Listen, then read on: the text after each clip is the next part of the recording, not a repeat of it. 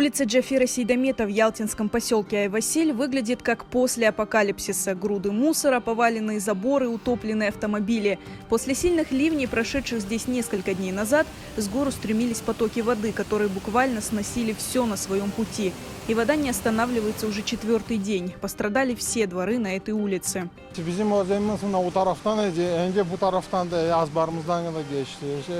Bir vaxtlarga babalarımız derdi, bu taraflarda evler yapılmaz dedi. Bu yerleri derdiler, buşma derdiler de. Bunda her vakit tütünlük var idi.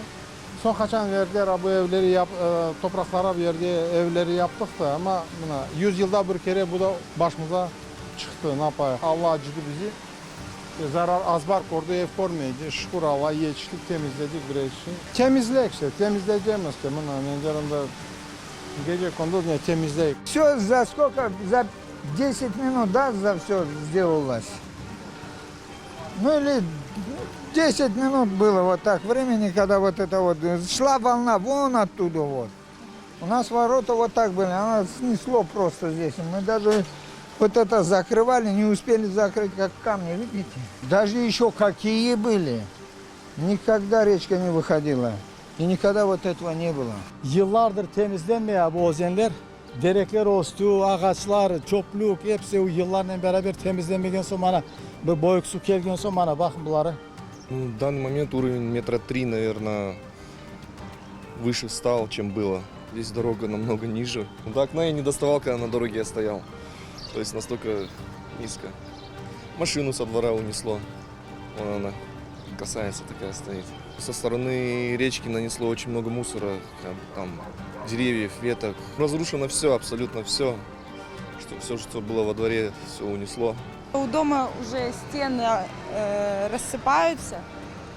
В доме отовсюду идет вода. Мы пытаемся вот раз в час, в два все заново убирать, чтобы сильно не поднималось, потому что стены опять же разбухают, все разбухает. Где-то часов 7 полилось заново, и полилось очень сильно. Я пыталась все это остановить. Пострадал сад, в подвале у меня там воды где-то по колено.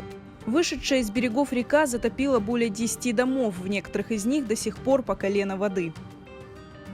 Ничего спасти не было, только документы и кое-какие, уже когда я лазила сюда, кое-какие пришлось, вещи.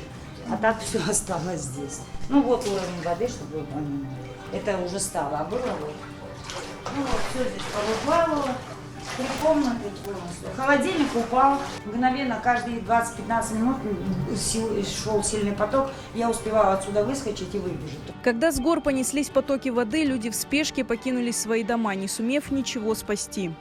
Оценить настоящие масштабы бедствия в ялтинском поселке Ай-Василь можно хотя бы по вот этому дому. Его засыпало практически доверху. Вот это верхушка крыши. До потопа здесь был небольшой домик, сад и даже бассейн. Некоторые остались без крыши над головой. В доме семьи Драгановых снесло одну стену, камнями засыпало весь дом. Теперь женщины не знают, как восстанавливать свое жилище. Мы не знали, что делать, куда, в какие эти. Дети, все дети вот по 15 лет в воде до пояс. Мы с 7 до 2 часов в воде сидели. Думали спасти технику, очень много техники уплыло. Ничего мы не спасли, Вообще ни телевизоры, ничего. Просто все выплывало, Да, без да, ничего мы остались. Просто без ничего. Некоторые вещи успели на чердак занести и все. Путь стоку воды частично преграждают старые троллейбусы, находящегося ниже троллейбусного парка. Сотрудники МЧС расчистили русло реки, чтобы вода не затапливала дома, но ситуация в поселке все еще остается сложной.